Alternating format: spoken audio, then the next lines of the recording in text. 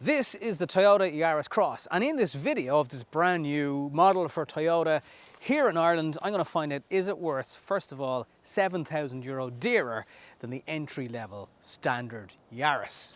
To look at it, I'd kind of describe it as a baby RAV4, a kind of a squished up version. It's much higher up, obviously, than a Yaris. It has quite a different nose. We've LED indicators down here. There's bits of grey contrasting with the different colours. It has a black grille here, the blue hybrid badge going on here, and it really does sit quite a bit higher.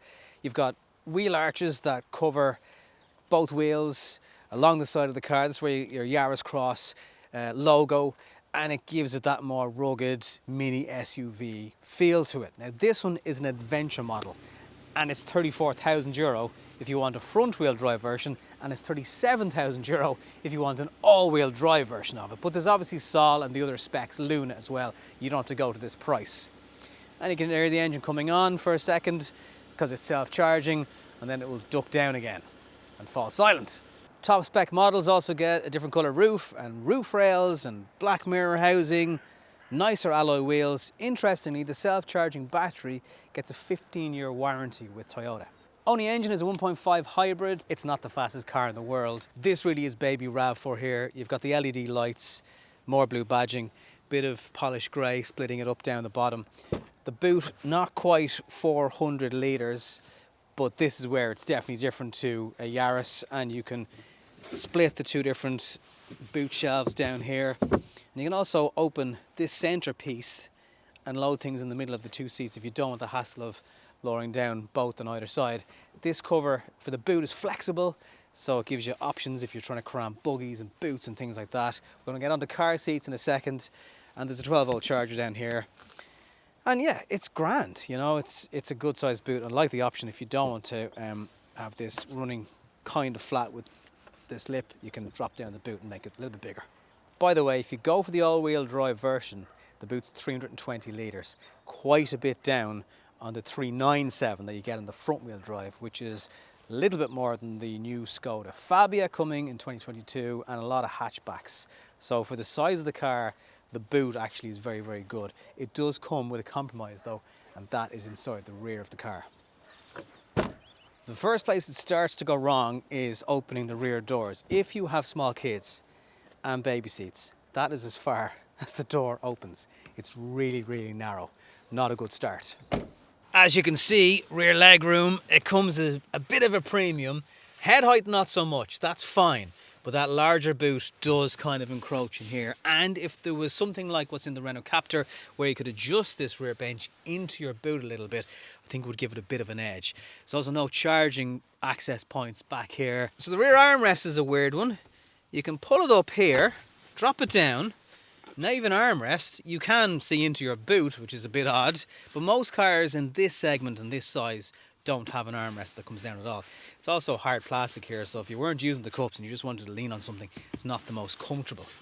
There's some recycled type material in the back seats as well, and it is quite dark, so dark and cramped. If you're over the child seat stage of your life, maybe your kids are in boosters, it's not going to be a problem. It's just for those smaller child seats, they will cause issues. The car can spot pedestrians even in the dark between 10 kilometers an hour and 80, the same for cyclists. And frontal collision avoidance works with vehicles at up to 180 kilometers an hour. Where would you be going at those speeds? This is my first time to see Toyota's latest version of Infotainment. It's really, really good. The graphics are so much better. The display and resolution, so much better.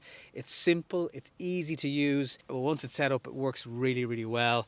Plenty of buttons for climate control. You know, there's nothing too complicated here. You've got 2 heated seat options. Some cars won't even have that.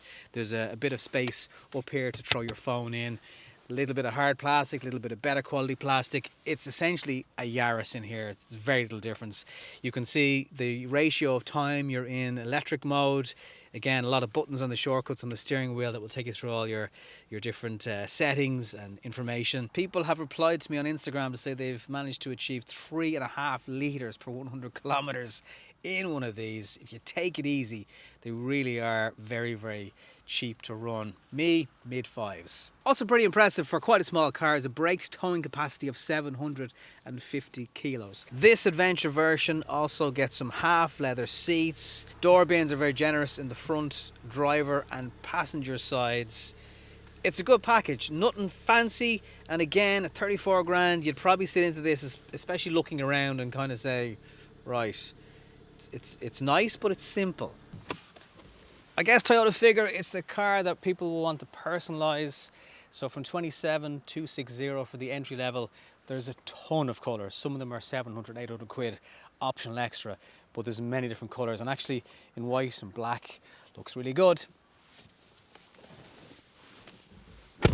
Bearing in mind it is a relatively small car, 116 brake horsepower, 120 newton meters of torque. It is not the fastest 1.5 you're ever going to jump behind the wheel of.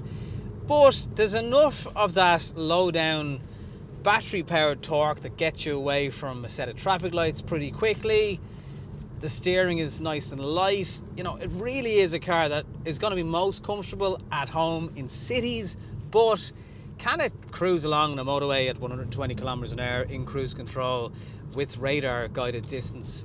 Absolutely it can.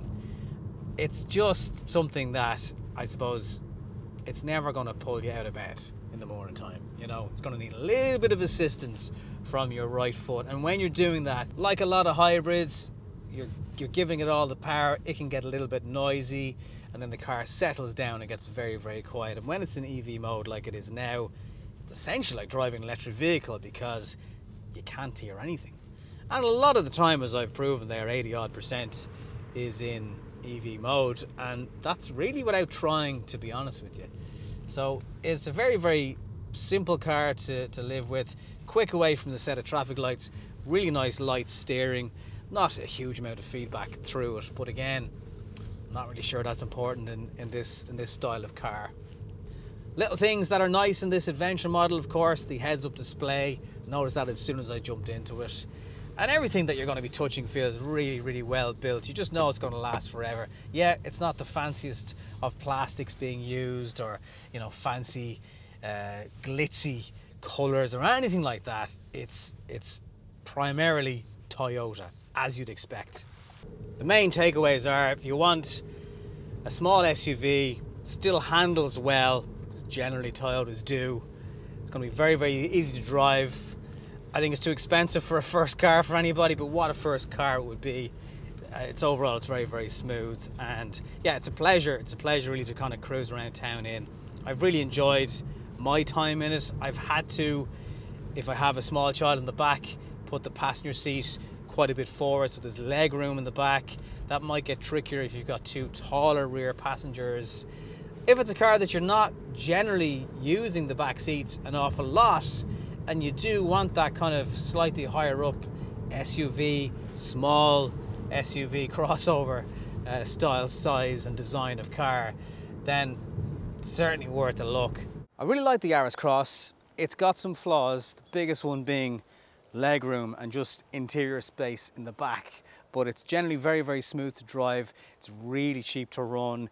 It looks great, you know, it gets a lot of looks in traffic. And if you do go for even the middle spec, Sol and stuff like that, and Sport, Luna Sport, it's a nice car. Obviously the Adventure is the one you want. I don't know if we're going to get many all-wheel drive versions of it here in Ireland. I don't see the point. But look, it's taken the success, the winning concept of the Yaris, added some stills to it. People are obsessed with this style of car. So I've no doubt it'll do well, because Ireland loves Toyotas and they love mini SUVs. My main thought of it is, though, it's very expensive for essentially what it is. You could get something like an ID.4 from Volkswagen, which is a far bigger car, more powerful car, and obviously electric. Not quite into it at the 37 grand or the 34, but it's getting there, is my point. I do think it's a cracking little city car.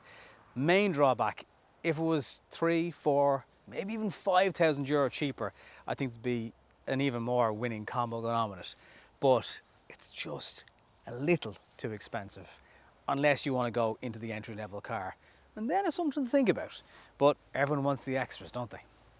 Thank you very much for watching. I'll see you on the next one.